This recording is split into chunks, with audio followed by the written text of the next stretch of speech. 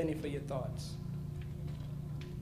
Imagine you have $1 for the month. How would you spend it? Theodore Roosevelt once said, happiness lies not in the mere possession of money.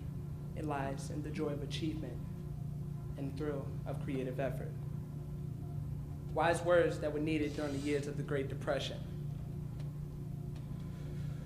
I took an interest in depression because it has a lot to do with what America is today, whether it's the fear of falling back or using it to encourage a nation to move forward. Hopefully, knowing this information, you leave here today and you have more of an appreciation for life and you cherish the little things. This evening, we will discuss the start of the Great Depression, life during, and the end. And like every story, it has a beginning. This one began October 29th, 1929. The day the stock market crashed, also known as Black Tuesday. The reason for the stock market crash was because so many people was buying stock and not enough were selling. Banks even took it a step further and they took deposits of their customers' hard-earned money and they invested it in the stocks. In 1933, when the economy finally hit rock bottom, 11,000 of 25,000 banks were closed.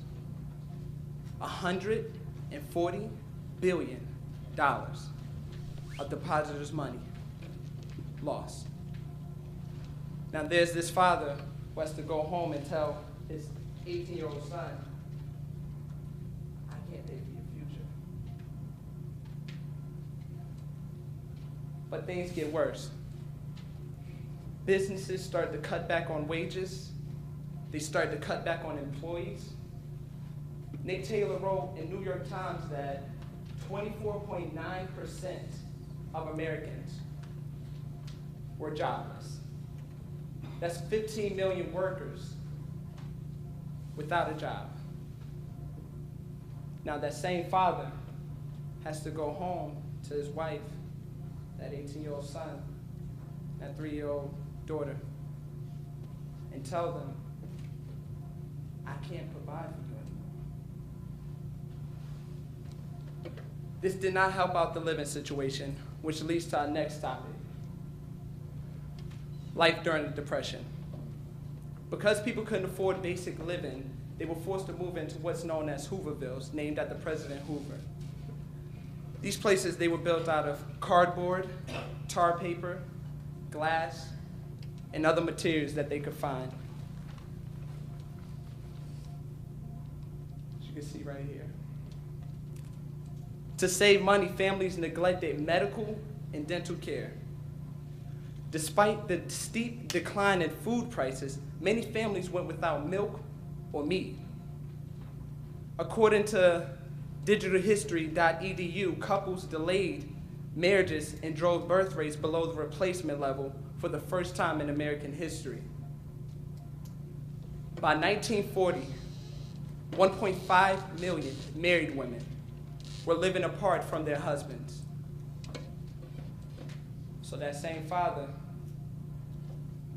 had to tell his wife, that 18-year-old son, and 3-year-old daughter, I can't leave you anymore. And he abandons them. Due to the hard times, married couples found it near to impossible to divorce each other. That led to 200,000 children wandering this country as a result of the breakups of their families. This nightmare lasted about a decade. Then World War II started. Breaking our country together created jobs for our nation. This was considered a sign of hope. To summarize, we talked about the start of the Great Depression, life during, and the end. Penny for your thoughts. Imagine you had $1 for the month. how would you spend it? Thank you.